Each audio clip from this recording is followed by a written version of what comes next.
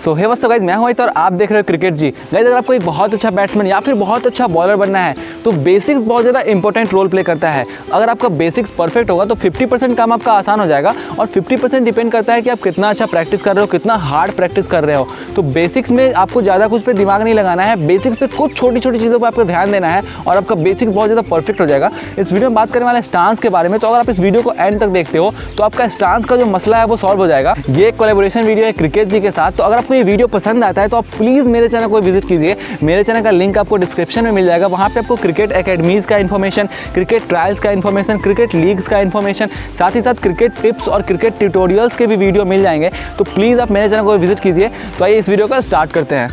सबसे पहले बात करते हैं कि हमें खड़ा कहाँ पे होना है। तो मान लो ये लेग स्टंप है, ये मिडिल स्टंप है और ये ऑफ स्टंप है। तो बेसिकली जो प्लेयर्स होते हैं वो खड़े होते हैं मिडिल स्टंप पे। मैं भी स्टार्टिंग में मिडिल स्टंप पे ही खड़ा होता था, लेकिन बाद में मैंने क्या किया, मैंने लेग स्टंप पे खड़ा होना स्टार्ट कर दिया।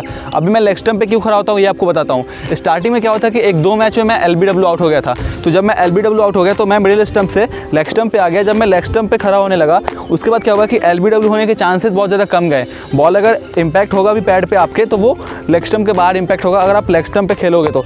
मतलब ज़रूरी नहीं है कि हर बार वो लेग स्टंप के बाहर ही लगे, मिडिल स्टंप पे भी आप LB हो सकते हो, लेकिन बहुत ज़्यादा चांसेस जो है वो कम हो जाएंगे आपके LB होने के। अब देखो, अगर आप मिडिल स्टंप पे खड़े हो रहे हो और आप बार बार LBW आउट हो रहे हो तो आप लेग स्टंप पे आ जाओ, वो आपके ज़्यादा बेटर होगा। लेग स्टंप से खेलो आप, वो उसमें आपको कोई प्रॉब्लम भी नहीं होगा और आराम से खेल भी पाओगे। अब मान लो आप लेग स्टंप पे खड़े हो रहे हो, ठीक है, और बार बार आप जो है वो एज लग के स्लिप वगैरह में आउट हो रहे हो, तो इसमें क्या हो रहा है कि आप बॉल तक रीच नहीं कर पा रहे हो। तो आपको क्या करना चाहिए, आपको आ जाना चाहिए मिडिल स्टंप पे। अगर आप मिडिल स्टंप से खेलने लगोगे तो आप अच्छे से बॉल पे रीच कर पाओगे, तो आपका एज लगने का जो मसला है वो सॉल्व हो जाएगा। तो ये आपके पर्सनल प्रेफरेंस पे डिपेंड करता है, आप लेग स्टंप पे या फिर मिडिल स्टंप पे, इन दोनों में से किसी पे भी खड़े हो सकते हो।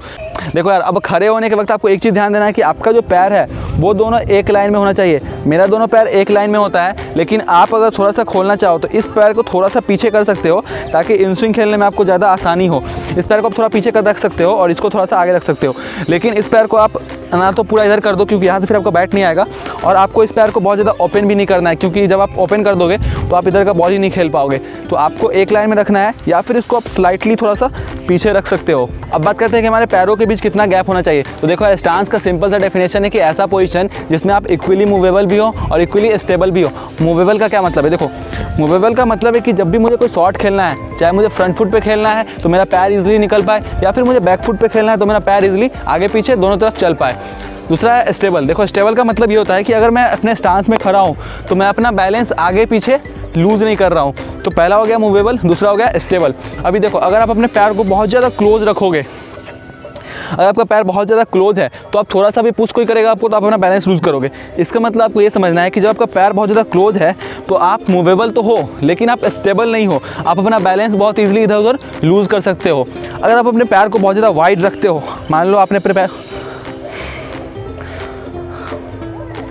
अगर आप अपने पैर को बहुत ज़्यादा वाइड रखते हो, मान लो आपने अपने पैर को इस तरह से वाइड रख लिया, तो इस पोजीशन में क्या होगा कि इस पोजीशन में आप मूव नहीं कर पाओगे सही से, आपका पैर नहीं चलेगा। आप स्टेबल हो यहाँ पे लेकिन बहुत ज़्यादा स्टेबल हो जाओगे और मूवेबल नहीं रहोगे। तो आपको एक ऐसे पोजीशन में आना है जहाँ पे आप मूवेबल भी हो और स्टेबल भी हो और बैलेंस रहे आपका बॉडी। तो आपको ना ज़्यादा वाइड लेना है ना ज़्यादा पास का लेना है, आपको लेना है अपने शोल्डर विड्थ का। आपको अपने शोल्डर विड्थ को मेजर कर लेना है सिंपली बैट से, और इस तरह से नीचे बैट को रखना है और आपका जो स्टांस है वो आपके शोल्डर विड्थ का हो जाएगा। और ये आप हर मैच में ज़्यादा के ऐसे मेजर तो कर नहीं सकते हो, तो आप प्रैक्टिस करोगे तो धीरे धीरे आपको आदत हो जाएगा, आपको समझ में आ जाएगा कि हाँ मेरा प्रॉपर स्टांस क्या है। अब यार, स्टेबल रहने के लिए आपको एक और चीज़ का ध्यान देना है कि आपका जो वेट होना चाहिए वो ना तो टो पे होना चाहिए ना ही हील्स पे होना चाहिए। अगर आपका वेट टो पे होगा तो आप आगे बैलेंस लूज़ करोगे, वहीं पर अगर आपका वेट हील पे होगा तो आप पीछे बैलेंस लूज़ करोगे। तो आपको जो अपना वेट है वो हमेशा बॉल्स ऑफ द फीट पे रखना है। बॉल्स ऑफ द फीट यानी कि ये पार्ट जो है हमारा पैर का, इस पर आपको अपने वेट को रखना है, बीच में रहेगा वेट आपका, तो आप बहुत अच्छे से स्टेबल रह पाओगे और ईजिली शॉट को खेल पाओगे। यार, मैं आपको 2 चीज़ ऐसा बताऊंगा जो बिगिनर्स को मैंने देखा है बहुत ज़्यादा बार गलती करते हुए। या तो वो क्या करते हैं कि अपने नीज़ को पूरी तरह से सीधा रखते हैं और अपने बॉडी को बैंड रखते हैं। दूसरा गलती वो ये करते हैं कि अपने नीज़ को तो बैंड रखते हैं लेकिन अपने बॉडी को ऐसे सीधा रखते हैं। तो ये 2 गलती है जो बिगिनर्स करते हैं। नीज़ को आपको क्या करना है कि ना तो ज़्यादा पूरा मोड़ देना है इस तरह से, ठीक है, और ना ही ऐसे सीधा रखना है। आपको सिंपली इसको फ्लैक्स होने के लिए छोड़ देना है। आपका नीज़ को आप छोड़ दोगे फ्लैक्स होने के लिए तो वो खुद थोड़ा सा मुड़ के रहेगा, ठीक है। तो एकदम बिल्कुल ही फ्लैक्स रहे, थोड़ा सा मुड़ा हुआ रहे, और आपका जो अपर बॉडी है उसको आपको सीधा नहीं रखना है। उसको क्या करना है, उसको झुका देना है कुछ इस तरह से। जब आप झुक के रहोगे तो नीचे का बॉल आपको खेलने में आसानी होगा। अगर आप सीधे रहोगे तो नीचे का बॉल नीचे से ही निकल जाएगा। तो आपको क्या करना है, आपको थोड़ा सा झुक के रहना है। यहाँ पे आपको ध्यान देना है कि आपका ये पूरा पार्ट जो है वो स्ट्रेट होना चाहिए। वो इस तरह से आप नहीं रहो या फिर आप इस तरह से नहीं रहो, ठीक है। आपको इस पार्ट को पूरा स्ट्रेट रखना है और नॉर्मली इस तरह से झुक के रहना है। अब बात करते हैं कि हमारा बैट कहाँ से आना चाहिए। तो हमारा जो बैट है वो आना चाहिए फर्स्ट स्लिप की तरफ से और उसका फेस थोड़ा सा ओपन होना चाहिए। अगर आप इधर रखोगे बहुत ज़्यादा तो आपको इन स्विंग खेलने में प्रॉब्लम होगा। यहाँ से आप ऐसे तो बैट लाओगे नहीं, या फिर अगर आप पूरा अंदर रखोगे तो भी आपको खेलने में बहुत ज़्यादा प्रॉब्लम होगा, आपका बैट इधर फंसेगा। तो आपको थोड़ा सा रखना है फर्स्ट स्लिप की तरफ, थोड़ा सा अपने फेस को खोल के रखना है ताकि आपको हर एक शॉट खेलने में आसानी हो। देखो यार, अब बात करते हैं सबसे ज़्यादा इंपॉर्टेंट चीज़ जो है हमारा हेड पोजीशन। तो जैसे मैंने आपको बेसिक्स बताया स्टांस का, वैसे आपको खड़ा हो जाना है और आपका हेड पोजीशन, मान लो अगर आप बहुत ज़्यादा आगे है, आपका हेड इस तरह से अगर झुका हुआ तो आपका आई लेवल इस तरह से होगा, और अगर आपका आई लेवल सीधा नहीं होगा तो आप बॉल के लाइन लेंथ को सही से जज नहीं कर पाओगे। वहीं पर अगर आपका हेड पीछे की तरफ होगा देन फिर आपका आई लेवल ऐसा हो जाएगा और आप बॉल के लाइन लेंथ को जज नहीं कर पाओगे। तो आपको अपने हेड को शोल्डर के ऊपर रखना है एंड आपका आई जो है वो लेवल्ड होना चाहिए ताकि आप बॉल के लाइन लेंथ को बहुत ही ईजिली जज कर पाओ।